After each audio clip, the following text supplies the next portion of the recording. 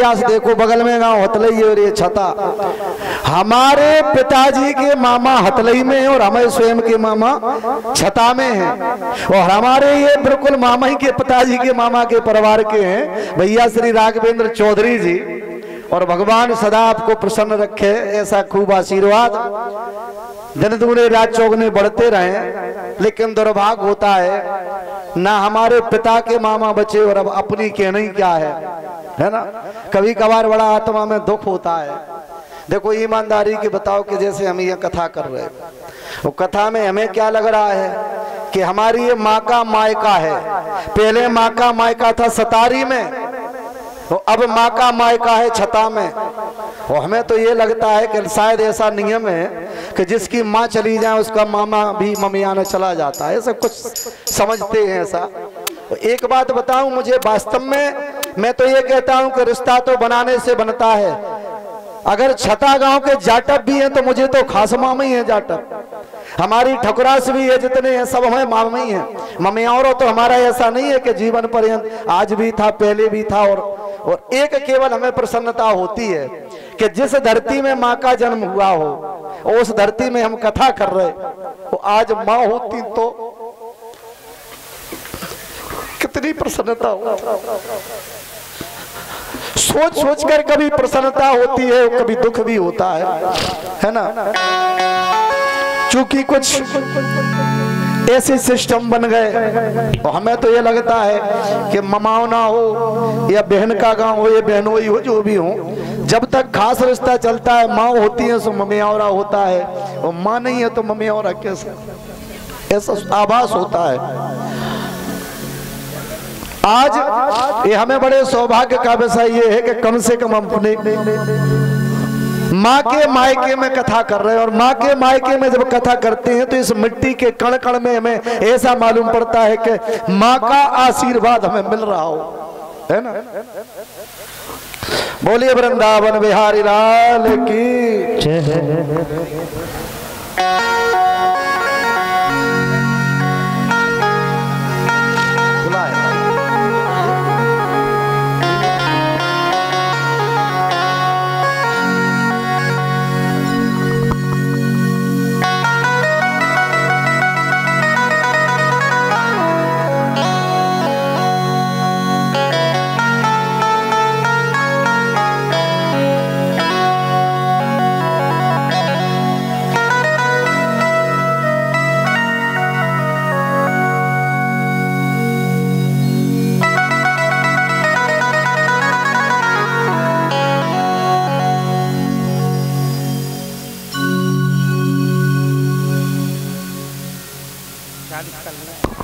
Hello महाराज जी से मैं करवृद्ध चरण स्पर्श करके निवेदन करता हूँ कि यहाँ पर जितनी भी ठकुरास है आपकी संपूर्ण मामा है, सब माई है और सब मामा है, चाहे बच्चे से बोलना चाहे बूढ़े से बोलना।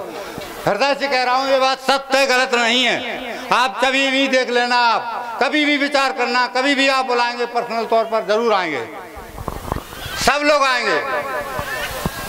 अपनी वाणी को विराम देता हूँ महाराज।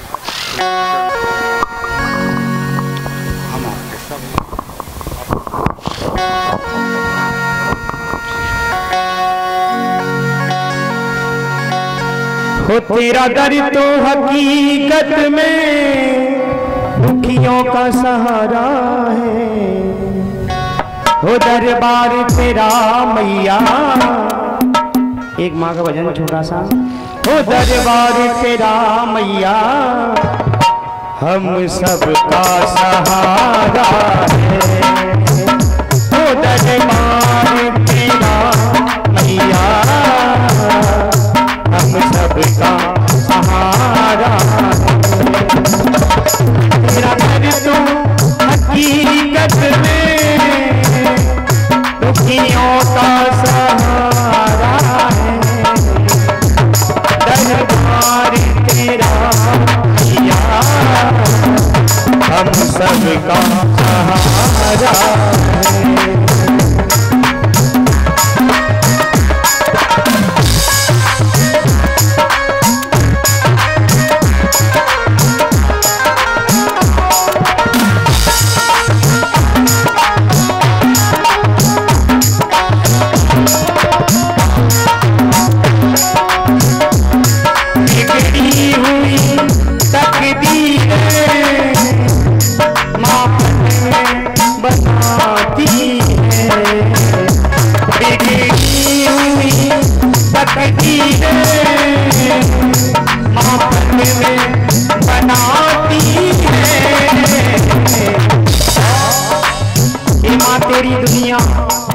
उंगली से चला करती है, जिंदगी मौत तेरे कदमों में पला करती है। बिगड़ती हुई तकदीर हाथ में बनाती है, दरबार तेरा मैया मैया मैया, दरबार तेरा मैया, जन्नत का नजारा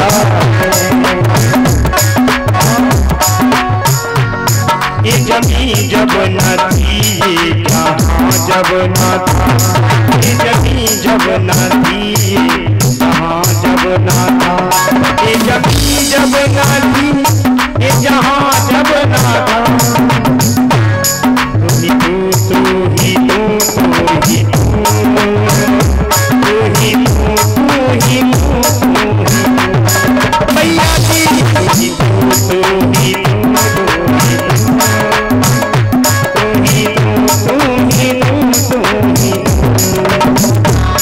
रोता हुआ आता है, वो हंसता हुआ जाता है, रोता हुआ आता है, वो हंसता हुआ जाता है,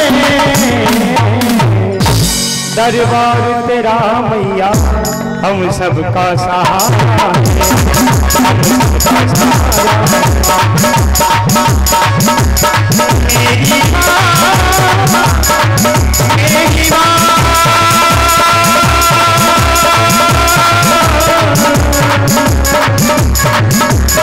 मेरी माँ, मेरी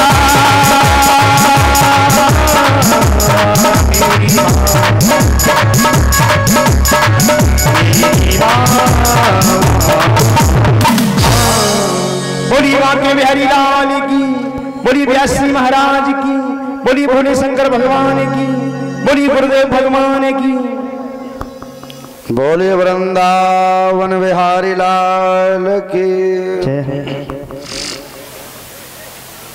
देखिए बड़े सौभाग्य है ये कि किसी किसी का तो एक मामा होता है, लेकिन हमारा पूरा गांव ही मामा है। ठकुरास भी हैं, चाहे रावत समाज हो, चाहे जाटव समाज हो, पूरा छता हमारा ममियाना है। वो किसी का एक मामा होता है। ये ठाकुरों का तो ये क्षत्रियों का विशेष कर्तव्य भी रहा है। हमारे माता पिता के टाइम से भी बड़ा अच्छा व्यवहार रहा, लेकिन ये हमें गर्व की बात है कि पूरा गांव हमें वास्तव में हृदय से चाहता है। सभी लोग रिश्ता जोड़े हैं, और रिश्ता वही होता है जो चलता रहे। रिश्ता समाज नहीं देखता। हमारे यहाँ आज भी बिलारी में हमारे गांव के 4-5 जाट बंके से यहाँ से आज भी भात आता है, यानी वो हमें सगे मामा है जो भात देने आते जाटव समाज से। समाज कुछ भी हो, रिश्ता तो बनाने से बनता है। और हम तो बड़े सौभाग्यशाली हैं कि छता छोड़ो, एक नहीं दो गांव, छता और सतारी दोनों हमारा ममियाना है, और दोनों गांव के सभी हमारे ही मामा है। तो गर्व की बात है। और हम अपने मामा के गांव में कथा कर रहे हैं, इससे बड़ा सौभाग्य और क्या होगा, है ना। नदी के किनारे पर बैठे महाराज कनफरा बाबा के आश्रम पे कथा हो रही। एक तरफ सामने देखो तो मामा का गांव सतारी, क्योंकि हमारे माता पिता, हमारी माता का बचपन यहाँ भी बीता है। और पीछे देखो तो छता, ये हमारे माँ का मायका है। तो दो गांव माँ का मायका है। तो बताओ, हम तो बीच में बैठ के कथा कर रहे। और बगल में देखो तो पिता के मामा, ये हतलई में। तो कितना सौभाग्य होता है ना। बड़े भाग्य से हम ये कथा कर रहे हैं। राजा परीक्षित ने कहा, महाराज आपने बड़ी दिव्य चर्चा के लाने सुनाया, अब हम संक्षिप्त में आगे भी सुनना चाहते हैं। देखो शूर वंश में महाराज जो इक्ष्वाकु वंश है, इसके वंश में हरिश्चंद्र हुए। हरिश्चंद्र के पुत्र रोहित के यहाँ महाराज हरित ने जन्म लिया। हरित से चंप ने चंपापुरी बसाई। चंप के पुत्र का नाम था वसुदेव। वासुदेव के पुत्र का नाम था विजय का भरोक।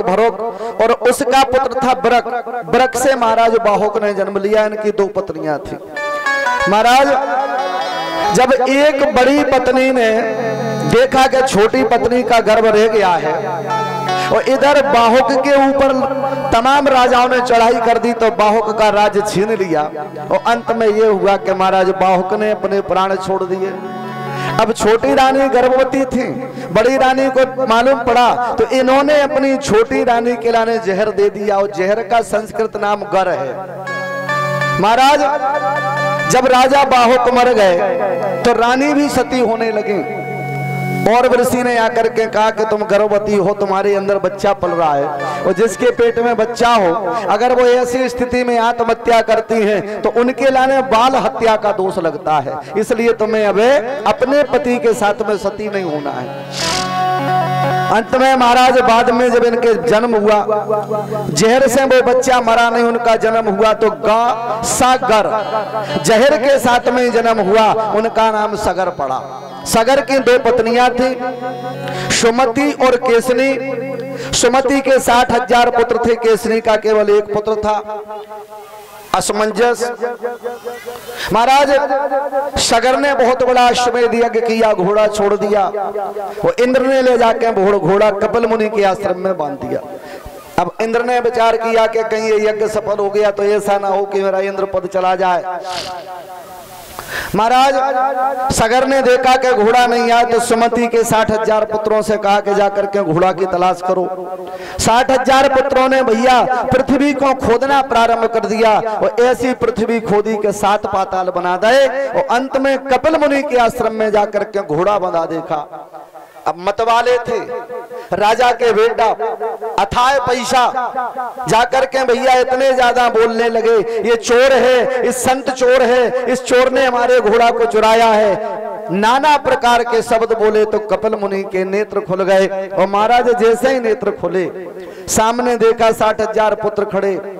कपिल मुनि के महाराज नेत्रों से आंसू प्रकट भई, अग्नि प्रकट भई, और ऐसी अग्नि प्रकट भई के 60,000 पुत्रों को जला करके राख का ढेर बना। अग्नि से 60,000 पुत्र मारे गए। घोड़ा नहीं मिला। जब वापस नहीं आया तो सगर ने अपने असमंजस के बेटा अंशुमान के लाने कहा कि बेटा जाके घोड़ा तलाशो। अंशुमान घोड़ा की तलाश में निकले और जिस मार्ग पर उनके चाचा इत्यादि गए थे उसी मार्ग का उन्होंने अनुसरण किया है। बोले अंशुमा शोध तो राज्ञा तुरंगान भेषणे ययौ पितृव्यख्याता नुसथौ भस्मानित दृश्यते हयम्। महाराज वही रास्ता के लाने अपनाया। अंशुमन ने जाकर के घोड़ा कपिल मुनि के आश्रम में बंधा देखा। जाकर के कपिल मुनि की आराधना करी, नाना प्रकार के शब्दों से आराधना करने लगे। कपिल मुनि प्रसन्न हो गए। कपिल मुनि ने कहा कि बेटा अंशुमान एक काम करो, ये घोड़ा ले जाओ और ले जाकर के तुम यज्ञ करो, लेकिन ध्यान रखना हमारी नेत्र की अग्नि से तुम्हारे पूर्वज जल करके खाक हो गए और इनकी मुक्ति जब होगी जब गंगा जी से इनका समाहित हो, गंगा जी से मिलन होगा। तो आजकल एक नियम बन गया है कि फूल विसर्जन करने जा रहे हैं, बोले कहाँ जा रहे हैं, सियोड़ा, कहाँ जा रहे हैं, धूमेश्वर। देखो एक बात बताओ, ऐसा कहीं होता है? आप पुराण उठा के देखो, प्रेत मंजरी देखो, गरुड़ पुराण देखो, उसमें स्पष्ट लिखा है कि जब तक अस्थियां गंगा जी में समाहित ना हो तब तक मरने वाले की आत्मा को शांति प्राप्त नहीं होती। अगर आपको सिंध में डालने तो सोमला में डाल दो, एक ही बात है, वो भी सिंध में पहुंचा है। लेकिन जब तक अस्थियां गंगा जी में नहीं मिलेंगी तब तक मृत आत्मा को शांति मिलने वाली नहीं है। महाराज अंशुमन लेकर के घोड़ा आए, यज्ञ किया, तो यज्ञ के बाद में गंगा जी लाने के लाने अंशुमन ने तपस्या करी, सफल नहीं हो सके।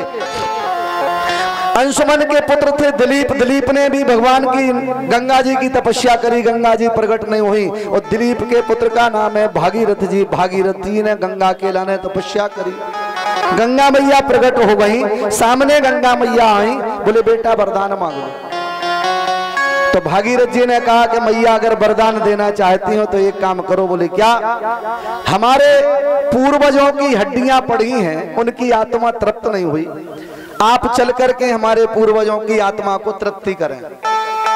तो गंगा मैया ने कहा कि तुम एक बात बताओ। बोले क्या? अगर हम पृथ्वी पर आ भी गए तो हमारा वेग इतना तीव्र है कि हमारे वेग को कोई रोक नहीं सकता, हम पृथ्वी को फोड़कर पाताल में चले जाएंगे।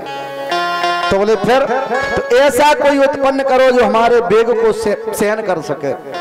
अब महाराज गंगा जी चली गई, भगीरथ जी ने भोलेनाथ की आराधना करी, तपस्या करी, भोले बाबा प्रकट भये।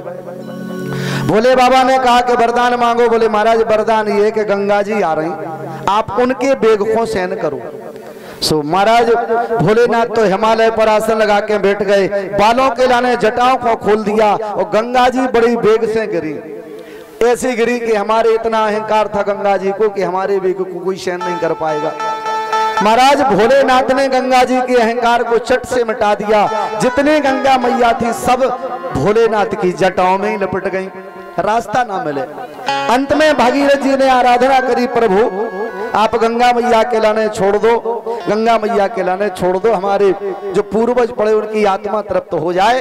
अंत में भोलेनाथ ने एक लट से 3 बूंदें टपकाई, 3 बूंदें, और 3 बूंदों में 3 गंगा बनी। एक स्वर्ग गंगा जो देवताओं के लाने हैं, एक पाताल गंगा, और एक बूंद से भागीरथी गंगा बन गई, मृतलोक की गंगा बन गई। महाराज वो मृतलोक की गंगा राजा भगीरथ के पीछे पीछे चलने लगी हैं। सारे देशों का कल्याण गंगा मैया ने कर दिया है। मानस में बाबा ने लिखा है कि गंग सकल मुद मंगल मूला, गंग सकल मुद मंगल मूला, गंग सकल मुद मंगल मूला, गंग सकल मुद मंगल मूला, गंग सकल मुद मंगल मूला, गंग सकल मुद मंगल मूला, सब सुख करन हरन सब शूला, सब सुख करन हरन सब शूला, सब सुख करन हरन सब शूला, सब सुख करन हरन सब शूला। बोले गंग शकल मुद और मंगल मूला, और सब सुख करन हरन सब सूला। गंगा जी सब प्रकार के मंगल को देने वाली हैं, सब प्रकार के दुखों को दारिद्र को दूर करने वाली है। ऐसी गंगा मैया भैया अब तो भगीरथ जी के पीछे चल दी, इनका नाम भागीरथी गंगा पड़ा है। और अंत में आकर के इन्होंने राजा जो सगर के पुत्र पड़े थे, उन सगर के पुत्रों की 60,000 पुत्रों के लाने अपने में समाहित कर लिया, और जैसे ही अपने में समाहित किया इनकी तत्काल मुक्ति हो गई है। बोलिए गंगा मैया की जय। ऐसे करके इनकी मुक्ति हुई। नाना प्रकार की कथाएं बढ़ी। राजा परीक्षित ने कहा महाराज अब इनके प्रभु के वंश का व्याख्या करें, वंश कितना था, भगवान राम का अवतार कैसे हुआ। तो श्री सुखदेव जी महाराज कहते हैं बड़े आराम से सुनना, देखो शोरगुल करना नहीं है ना, बिल्कुल आराम से बैठे रहना है। और अगर जमाई ज्यादा नहीं लो, ज्यादा मुंह नहीं फाड़नी, पर मक्खी न चली जाए मुख में, हाँ उतनी जमाई लेना है। बड़े प्रेम से सुनो, आनंद के साथ में नजर हटी और दुर्घटना घटी। सो नजर यहाँ वहां नहीं। आज हमारे ठाकुर जी विराजे और इनको जन्म होने वाला है, ये बारात के दूल्हा है, इसलिए आपकी नजर तो बारात के दूल्हा पे बनी रहे, और कथा तो हम बोल ही रहे है ना। तो महाराज भगीरथ के पुत्र का नाम था सुरुत, सुरुत के पुत्र थे नाभ, नाभ का सिंधुद्वीप, सिंधुद्वीप का आयुतायु, आयुतायु का ऋतुपर्ण, ऋतुपर्ण का सर्वकाम, सर्वकाम का सुदास, सुदास के बेटा का नाम था सौदास, सौदास के पुत्र का नाम था अश्मक, अश्मक के नाम पुत्र का नाम था मूलक, मूलक का पुत्र थे दशरथ, ये दशरथ जी दूसरे हैं। दशरथ जी के पुत्र का नाम था एडबिड, एडबिड के पुत्र का नाम था विश्वसह, विश्वसह के पुत्र का नाम था खटवांग, ये खटवांग नाम के पुत्र पैदा हुए। तो श्री सुखदेव जी महाराज कहते हैं कि खटवांगा दीर्घ बाहुशो रघु तस्मात् पत्र स्रवाहा, आज इष्ट तो महाराज दसमा दशरथो भवत। महाराज खटवांग के पुत्र दीर्घबाहु, दीर्घबाहु के महाराज रघु का जन्म हुआ, जिनके रघुवंश नाम जाना जाता है। रघु के बेटा का नाम था अज, और अज के घर में महाराज दशरथ जी का जन्म हुआ। और दशरथ जी क्या है, एक विद्वान बता रहे थे कि बोले जब इनके यहाँ यज्ञ हुआ तो यज्ञ में पहले एक रथ निकला, फिर दूसरा रथ निकला, फिर तीसरा रथ निकला। बोले 10वीं बार 10वां रथ निकला, बाप है महाराज दशरथ बैठे। ऐसी बात नहीं है। दशरथ का मतलब ये है कि हमारी जो प्रधान इंद्रियां हैं शरीर में 10, जो व्यक्ति अपनी 10 इंद्रियों को बस में कर लेता है उनका नाम होता है दशरथ। तो महाराज दशरथ जी ने अपनी 10 इंद्रियों को बस में कर लिया था। और दूसरा बोले जिनका रथ 10 दिशाओं में भ्रमण करे उनका नाम भी होता है दशरथ, कि जिनका रथ 10 दिशाओं में जाता हो। तो महाराज इनका रथ जो था वो 10 दिशाओं में जाता था, इसलिए दशरथ पड़ा। ओ बिज्जत जी काय खड़ी बहन जी, बैठ जाओ नीचे जाओ। ओ बिटिया बैठ जाओ, ये ससुराल में उदम करी हो या नहीं? हाँ बैठ जाओ साहब। भैया तुम भी बैठ जाओ, युवराज बैठ जाओ, बन गाओ बहुत आओ बैठ जाओ। तुम बाद में बनेगी, तुम्हारे तो जे बना रहे सामने लोगों कैमरा, पर बाद में इनसे ले रही हो है ना। बोले वृंदावन बिहारी लाल की जय हो। तो महाराज दशरथ जी का चौथा पन आया, इनके घर में कोई संतान नहीं। और जब इनके घर में संतान नहीं है तो मानस में लिखा हुआ है, बड़े भाव से सुनना।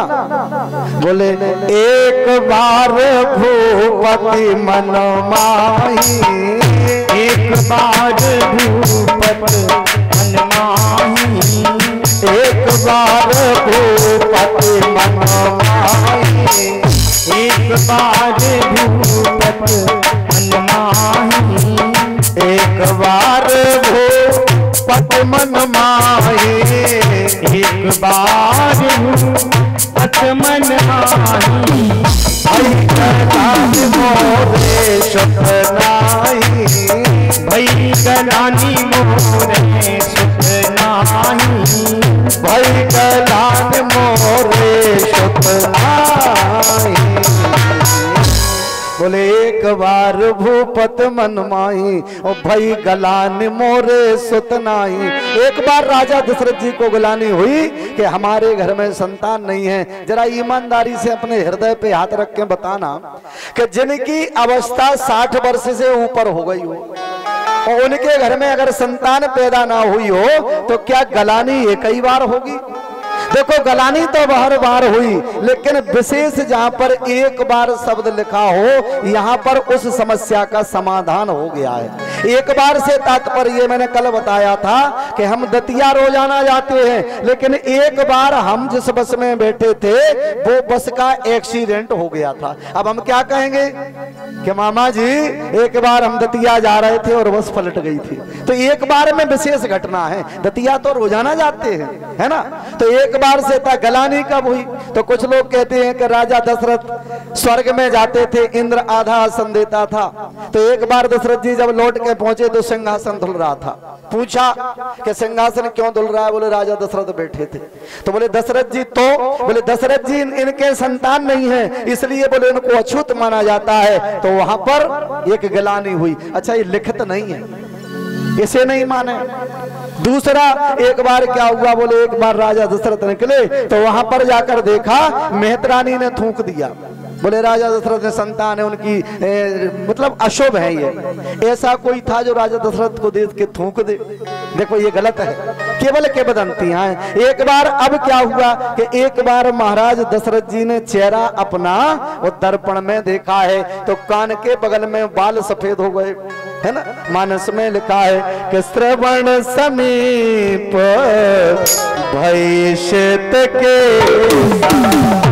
श्रवण समीप भविष्यत के, श्रवण समीप भविष्यत के, श्रवण समीप भविष्यत के, श्रवण समीप भविष्यत के, श्रवण समीप भविष्यत के, मन हो जरठ पन अस उपदेश, मन हो जरठ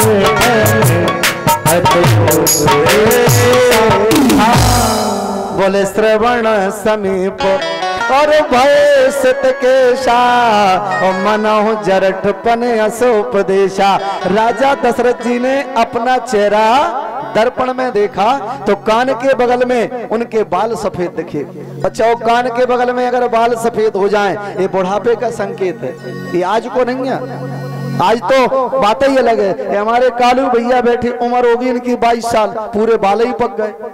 ईमानदारी से बताओ तो क्या बुढ़ापे को संकेत है? इसका छोटा भैया राजा, बाकी देखो पूरे बाल ही सफेद हो गए। यानी ये बुढ़ापे का संकेत नहीं है। आजकल तो इतना सुंदर सुंदर तेल चल रहे, इनका कहना ही नहीं। बोले कोलगेट से मंजन करो डबल सुरक्षा, और बुढ़ापे के दांत जवानगी में गिर जाते, काहे की सुरक्षा है ना। अच्छा, ये एडवर्टाइजों ने भी जीवन खराब कर दिया। कहेंगे फेयर एंड लवली लगाओ, 7 हफ्ते में गोरे हो जाओ। फिर तो मद्रासी पूरे भूरा हो गए होते, हो जाते नहीं होते। लेकिन नहीं, ऐसा नहीं है। हमें प्रकृति जो भगवान ने दी है, जो हमारा सुंदरता भगवान ने दी है, इससे अच्छी ना तो हुई है ना हो सकती है। जो हमारी है ये क्रीम है, उसको कुछ नहीं कर सकती। हाल के लाने कुछ कर दें। और जितनी ये क्रीम है और उल्टे सीधे तेल चल रहे, नहीं, इनने स्थिति ये पड़ गई कि जवानी में ही लोग बुढ़ापे जैसे लगन लगे, खालें लटक गई, झुर्रियां पड़ गई। अच्छा, और ये माताएं आती हैं श्रृंगार करके, तो हमें तो ये लगता है कि नई नवेली दुल्हन बेटी, और इनके घरे जाओ तो ईमानदारी कई तो भुतनी सी लगा है ना। लेकिन हो कुछ जाओ, रियलिटा जो रियल चीज है उसको कोई बदल नहीं सकता। वो तो जैसे वैसे ही रहना है। अगर फेयर लवली सफेद करती तो मद्रासी पूरे भूरा हो गए होते, है ना। राजा दशरथ जी ने देखा कान के बगल में बाल सफेद हो गए। वास्तव में यह चिंता हुई कि अब तो बुढ़ापे का संकेत।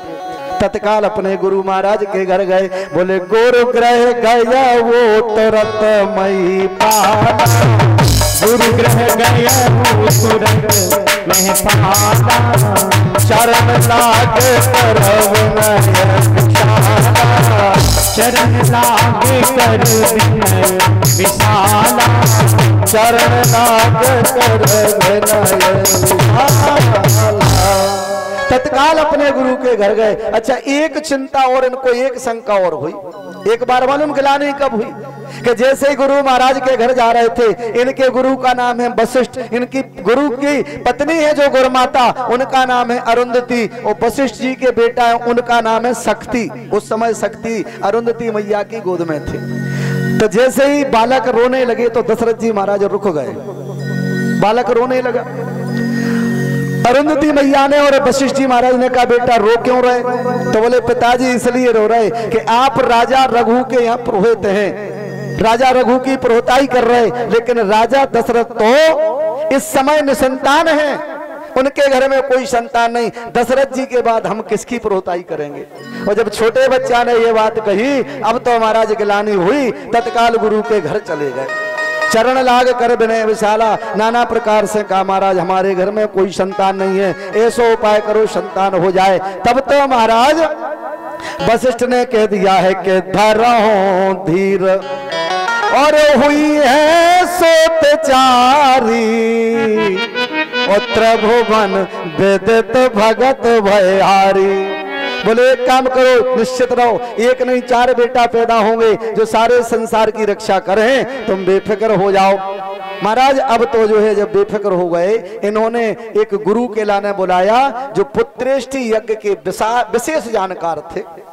वशिष्ठ जी महाराज ने बुला लिया है कि श्रृंगी ऋषि वशिष्ठ बुलावा, श्रृंगी ऋषि वशिष्ठ बुलावा, पुत्र काम शुभ यज्ञ करावा, पुत्र काम शुभ यज्ञ करावा, भगत सहित मुनि आहुत दीने, भगत सहित मुनि आहुत दीने, प्रगटे अग्नि शुरू कर लीने, प्रगटे अग्नि शुरू कर लीने, प्रगटे अग्नि शुरू कर लीने।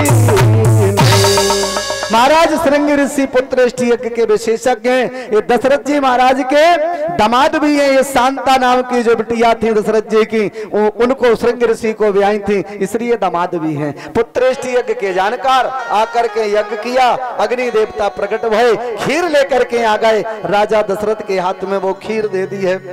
अब जैसे ही खीर दे, अब सुनना, बड़े ध्यान से सुनना। खीर के भाग करे, बोले अर्ध भाग कौशल्या दीना, आधा भाग माने 50% कौशल्या को दे दिया। अब बचो 50, उभय भाग आधा कर कीना, उनके 2 भाग करे 25-25% के, एक भाग कैकेयी के लाने दे दो। अब बचो 25%, बाकी 2 भाग करे, एक कौशल्या के हाथ पे, दूसरा कैकेयी के हाथ पे, या दोनों की अनुमति से सुमित्रा को दिलवाया। अब एक बात का विचार करियो, ध्यान से सुनना। देखो, उस खीर से कौशल्या के गर्भ से एक बेटा पैदा हुए राम, खीर से कैकेयी के गर्भ से एक बेटा हुए भरत, और उसी खीर से सुमित्रा के गर्भ से 2 बेटा पैदा हुए, लक्ष्मण जी महाराज और शत्रुघ्न। आप दुर्भाग्य देखो, कौशल्या के बेटा राम कौशल्या के पास रहे, कैकेयी के बेटा भरत कैकेयी के पास रहे, दोनों का एक एक बेटा। सुमित्रा के 2 बेटा हैं, दोनों में से एक ही नहीं रहे, एक राम के चरणों में लग गए तो दूसरे भरत के चरणों में लग गए। आखिर सुमित्रा निसंतान ही रही, उनके बेटा कभी उनके पास नहीं रहा। आखिर क्यों? देखो जरा ध्यान से सुनना कि सुमित्रा जी ने दोनों भाग को इकट्ठो करो, एक दोना में रख लिया, खाना चाहती, एक चील आया झपट्टा मार के ले गया, और ये खीर कहां डाली? जहां पर शंकर जी का वीर पड़ा था जिससे हनुमान जी पैदा हुए, वहां डाली। अब सुमित्रा रोने लगी कि दीदी हमारे भाग में बेटा का योग नहीं है, हमारे भाग में संतान नहीं है। जब रोने लगी तो कौशल्या ने कहा कि बहन मैं तेरी बहन हूं, मुझे चिंता तेरी है, चिंता मत कर, मैं अपने बेटा का बंटवारा करती हूँ। कौशल्या भैया ने 2 भाग करे, एक भाग खुद रखो, दूसरा सुमित्रा के हाथ पे दाहिने पे रख दिया। तो कैकेयी ने कहा कि बहन मैं भी तेरी बहन हूँ, जब दीदी ने त्याग किया मैं भी करती हूँ। तो कैकेयी ने 2 भाग करके बाएं हाथ पे एक भाग रख दिया, एक खुद के लाने। अब कौशल्या का और कैकेयी का भाग। सुमित्रा के नेत्र से आंसू आ गए। सुमित्रा ने कहा बा दीदी तुमने इतना बड़ो त्याग कर दो, लेकिन मैं भी तुम्हारी बहन हूँ। कौशल्या दीदी तुम्हारी खीर के भाग से जो बेटा पैदा होगा मैं तुम्हारे बेटा के चरणों में लगा दूंगी। और कैकेयी से कहा कैकेयी दीदी तुम्हारी खीर से जो बेटा पैदा होगा मैं तुम्हारे बेटा के चरणों में लगा दूंगी। कौशल्या की खीर से लखनलाल पैदा भये, राम जी के चरणों में लग गए, और कैकेयी की खीर से शत्रुघ्न पैदा भये, वो भरत जी के चरणों में लग गए। जिनके बेटा थे उनको ही समर्पित कर दिए। बोलिए वृंदावन बिहारी लाल की। ऐसे करके महाराज अब इनका जब खीर खा ली, इनका गर्भ रहा, गर्भ जैसे ही भैया गर्भ, अब तो आनंद होगा, सारे संसार में प्रसन्नता है। भगवान श्री राम के जन्म को समय हो रहा है, भगवान श्री राम का जन्म हो गया। और जा दिन ते प्रभु गर्भ आए, तो सकल लोक सुख संपत्ति छाए। सारे संसार में आनंद, सब प्रकार की संपत्ति हो गई। ऐसो आनंद वहां पर होने लगो है। और वो समय भी आ गया जिस समय भगवान का जन्म होना है ना। सब देवता जो है आकाश से देख रहे प्रभु श्री राम का अवतार होने वाला है।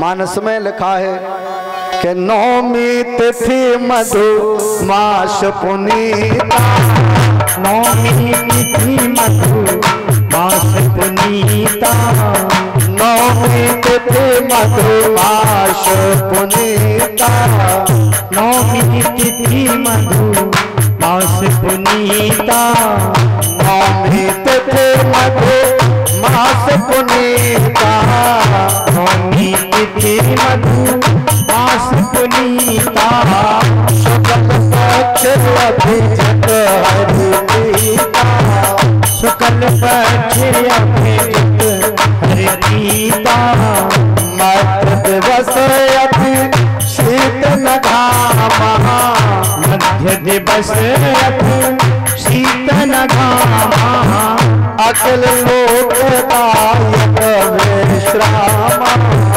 अखिल लोकदायक विश्राम। बोले नौमी तिथि और मधुमास पुनीता, और शुक्ल पक्ष अभिजित हरि प्रीता। देखो नौमी तिथि है और मधुमास किसे कहा जाता है? मधुमास है चैत्र का महीना। मधुमास क्यों है? मधु नाम है शहद का, और शहद में मस्ती रहती है कि आदमी मस्त हो जाता है। और चैत्र का महीना क्या है? मधुमास शहद जैसा है, न ज्यादा गर्मी और न ज्यादा ठंडी, बड़ा सुंदर। अभिजित नाम का नक्षत्र है भैया, नौमी तिथि है। ऐसे समय में भगवान को अवतार होने का समय आ गया। सब देवता आकाश में आकर के और भगवान की आराधना करी है, नाना प्रकार से आराधना करने लगे। और जैसे ही भगवान की गर्भ की आराधना करी, अंत में सब देवता चले गए। बोले सोरे समूह विनती कर और पहुंचे निज निज धाम, और जग निवास प्रभु प्रगटे अखिल लोक विश्राम। जैसे ही जितने देवता थे सब आराधन करके भैया अपने अपने धाम के लाने गए। और उसी समय सर्वांतर्यामी निराकार ब्रह्म भगवान श्री राम अपने चारों भैया के सहित और अयोध्या के महाराज दशरथ महल में प्रकट हो जाते हैं। बोले रामचंद्र भगवान की जय, भरतलाल जी महाराज की जय, लक्ष्मण जी महाराज की जय, शत्रुघ्न जी महाराज की जय। ऐसे चारों भैया प्रकट हो जाते हैं। चारों भाई प्रकट भये, जितने देवता हैं, जितने संत हैं, शंख ध्वनि करने लगे। और शंख ध्वनि करके उनकी अब तो वंदना करने लगे हैं। आइए बड़े भाव से सब लोग हाथ जोड़ करके अपने मुख से उच्चारण करते हुए भगवान की आज हम सब वंदना करते हैं। सबको पता है वंदना, सब लोग अपने अपने मुख से बोलते जाएंगे जैसे शंख और देवता कर रहे हैं। भय प्रकट कृपाला दीन दयाला कौशल्या हितकारी, हर्षित नारी मुन मनहारी, अद्भुत रूप विचारी। लोचन अभिरामा तन धन श्यामा, निज आयुध भुज चारी। भूषण बनमाला नैन विशाला, शोभा सिद्ध करारी। कहे दोई कर जोरी अष्टति तोरी, देहि वेद करो आया गुण गाना सीत अमाना, वेद पुराण करुणा सुख साधे सर्व गुण आगे, जय राम है व्रत संता। में लागी जन अनुरागी, भयो प्रकट श्री ब्रह्मांड में आया मेरे मित माया, राम राम प्रतिवेद हम गुरु शोभासी उपहासी, सुनत धीर मत धीर नारही। प्रभु से गाना चरित सुहाई मात बुझाई, कई प्रकार सुख माता पुण्य बोली शोभत डोली, राजा होता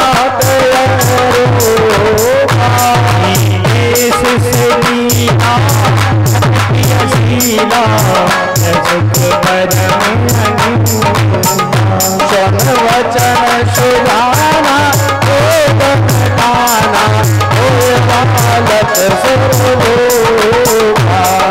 चरित जो गावे हरिपद पावे, तेना परे भव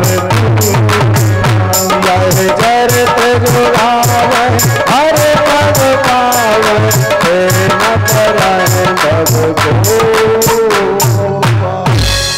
विप्रधेनु सुर संते तो लीन मनुज अवतार, निजेक्षा निर्मित तनो माया गुण गोपार। श्यावर रामचंद्र की आज महाराज जैसे ही चारों चल्ला पैदा हुए, एक सखी बाबरी होकर दौड़ पड़ी, वशिष्ठ महाराज के घर पहुंची। महाराज चलो, महाराज चलो, 4 4 4 4 4 तेजी से चलो, 4 4 4 4 बाबरी हो गई। वशिष्ठ जी महाराज ने कहा, रे बाबरी आराम से बोल, क्या बात है, इतनी क्यों हड़बड़ी में बोल रही? अरे महाराज 4 4 4 4 4 4 बैठ, बेटा ला जल पिलाया, बता आराम से क्या बात है? बोले महाराज एक नहीं, हमारे महाराज दशरथ के 4 बेटा हुए हैं, आप साथ में चलो। कहने लगी है सखी वो कि भाग्य हमारे खुल गए, प्रभु चलो हमारे साथ, और राजभवन में देखियो और राम लला को हाथ। महाराज हमारे साथ चलो। वशिष्ठ जी महाराज चल पड़े, और महाराज जैसे ही पता चला कि हमारे घर में 4 बच्चा पैदा हुए हैं, अब तो महाराज दशरथ जी महाराज के हर्ष का ठिकाना नहीं हुआ, आनंद होने लगो।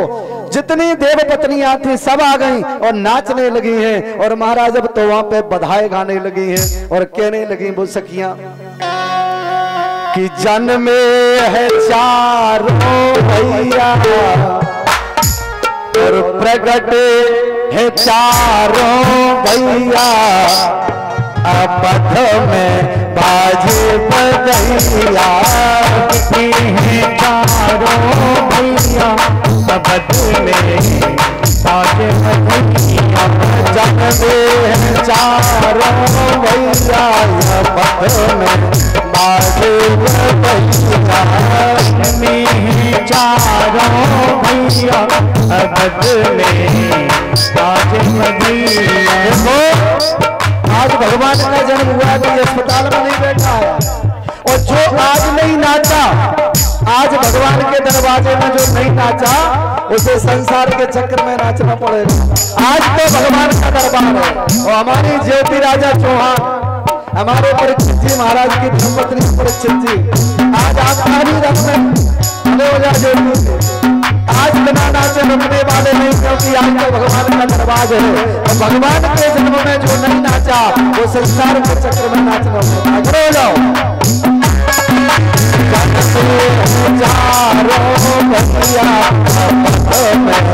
आज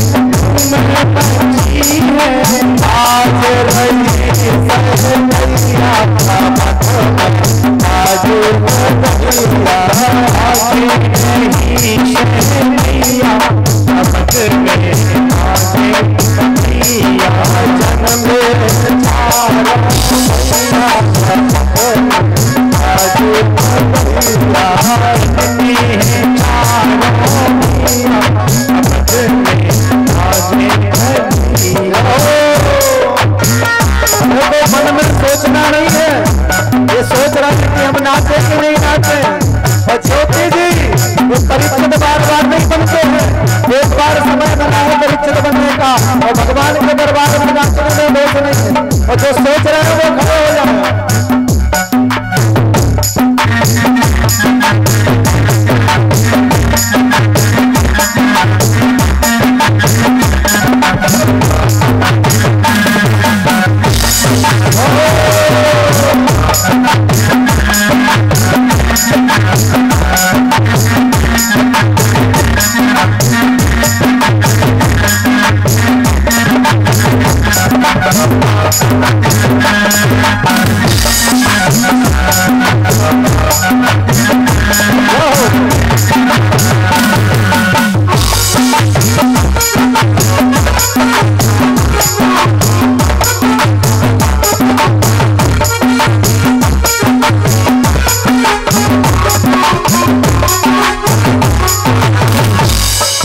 जगमग जगमग दिया जलते हैं, जगमग जगमग दिया जलते हैं, जगमग जगमग दिया जलते हैं, जगमग जगमग दिया जलते हैं, जगमग हो